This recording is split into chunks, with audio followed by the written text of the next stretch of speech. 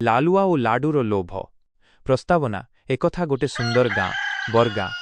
ଗାଁଟିରେ ସବୁ ଲୋକେ ସହଯୋଗୀ, କୃଷିକାର୍ଯ୍ୟରେ ବ୍ୟସ୍ତ ଓ ମଜାକିଆ। ସେହି ଗାଁ ପାଖରେ ଥିଲା ଗୋଟେ ଘନ ଜଙ୍ଗଲ। ସେଠାରେ ବାସ କରୁଥିଲା ଗୋଟେ ଭାଲୁ, ନାମ ଥିଲା ଲାଳୁଆ। ଲାଳୁଆ ଗାଁରେ ଦୁର୍ଦାନ୍ତ ପ୍ରସିଦ୍ଧ। ସେ କୌଣସି ଖରାପ କାମ କରୁନଥିଲା, କିନ୍ତୁ ତାର ମିଠାର ଲୋଭ ବହୁତ, ବିଶେଷ କରି ଲାଡୁ। ଗାଁରେ ବିବାହ, ପୂଜା, ମେଳା କେଉଁଠି ଲାଡୁ ହେଲା, ସେଥିରେ ଲାଳୁଆର ଉପସ୍ଥିତି ନିଶ୍ଚିତ। ଗାଁର ଜୀବନର ଦିନଚର୍ଯ୍ୟା।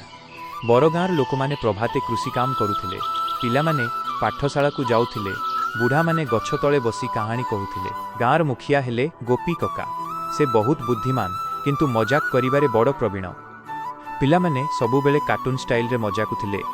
କେହି ଛୋଟ ଚକୁଲାକୁ ଧାଉଥିଲେ, କେହି ବୋଲିଥିଲେ ଭୂତ ଆସିଲା, ଆଉ ସବୁଠୁ ହାସ୍ୟକାର ଘଟଣା, ଲାଳୁଆ ଗାଁରେ ମିଠା ଖୋଜିବା। ମେଳାର ପ୍ରସ୍ତୁତି। ଏକଦିନ ଗାଁରେ ବଡ଼ ଗଣେଶ ପୂଜା ହେବାକୁ ଲାଗିଲା। ସବୁଠାରୁ ବଡ଼ ଆକର୍ଷଣ ଲାଡୁର ପାହାଡ଼। ପୁରା 2000ଟି ଲାଡୁ ତିଆରି ହେବାକୁ ଲାଗିଲା। ଗାଁର ବୁଢ଼ିଆନୀମାନେ, ପିଲାମାନେ ଓ ଜୀବନୀମାନେ ସବୁ ଜଣେ ମିଶି ଲାଡୁ ବାନ୍ଧୁଥିଲେ। ଲାଡୁର ସୁଗନ୍ଧ ପହଞ୍ଚିଲା ଲାଳୁଆର ନାକ ପର୍ଯ୍ୟନ୍ତ। ଓହୋ, ଏତେ ବଡ଼ ଲାଡୁ, ମୁଁ କିପରି ଛାଡ଼ିବି, ଭାବିଲା ଭାଲୁଟି। ଲାଳୁଆର ପ୍ରଣାଳୀ। ଲାଳୁଆ ଚୁପଚାପ ଗାଁରେ ଆସିଲା, କିନ୍ତୁ ସେତେବେଳେ ଗୋପୀ କକା ଦେଖିଲେ, ଆଉ ଏହି ଭାଲୁଟା ପୁଣି ଲାଡୁରେ ଲୋଭ ଦେଖୁଛି। ଗୋପୀ କକା ହସି ହସି କହିଲେ, ଠିକ୍ ଅଛି, ଏଥରେ ଆମେ ଏହାକୁ ଗୋଟେ ଶିକ୍ଷା ଦେବା। କାର୍ଟୁନ ଧରଣର ଯୁକ୍ତି। ଗାଁର ପିଲାମାନେ ଗୋଟେ ପ୍ଲାନ୍ କଲେ। ସେମାନେ ବଡ଼ ଲାଡୁର ପାହାଡ଼ ପାଖରେ ଗୋଟେ ନକଲି ଲାଡୁ ବନାଇଲେ। ସେହି ନକଲି ଲାଡୁରେ ବାଲୁକା, ବାଳୁ, ଲୁଣ, ଲଙ୍କାଗୁଣ୍ଡ ଓ ଅଳ୍ପ ମହୁ ମିଶାଇ ମୁହାଡ଼ରେ ଖବରିଆରେ ମିଠା ପୋତିଦେଲେ। ମଜାକର ଘଟଣା। ରାତିରେ ସବୁଏ ଘୁମିଲା ପରେ ଲାଳୁଆ ଚୁପଚାପ ପାହାଡ଼ ପାଖକୁ ଗଲା। କେତେ ସୁନ୍ଦର ଲାଡୁ, ମୁଁ ପ୍ରଥମେ ଏହାକୁ ଖାଇବି।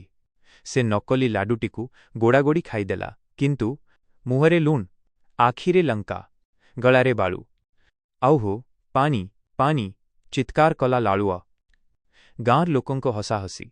ପ୍ରଭାତେ ସବୁଏ ଆସି ଦେଖିଲେ ଲାଳୁଆ ପାଣି ପାଣି କରୁଛି। ଗୋପୀ କକା କହିଲେ, ଲୋଭର ଶାସ୍ତି କିପରି ମିଳେ? ସବୁ ପିଲା ହସି ହସି ଗାଇଲେ, ଲାଡୁ ଲୋଭରେ ଲାଳୁଆର ଶୋଭା, ଖାଇଲା ଲୁଣ, ପିଲାଗଲା କୋଭା। ଶେଷର ପାଠ।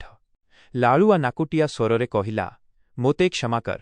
ଆଗକୁ ମୁଁ ଲୋଭ କରିବିନି। ଗାଁରେ ଆସିବି, କିନ୍ତୁ ମିଠା ଖୋଜିବିନି।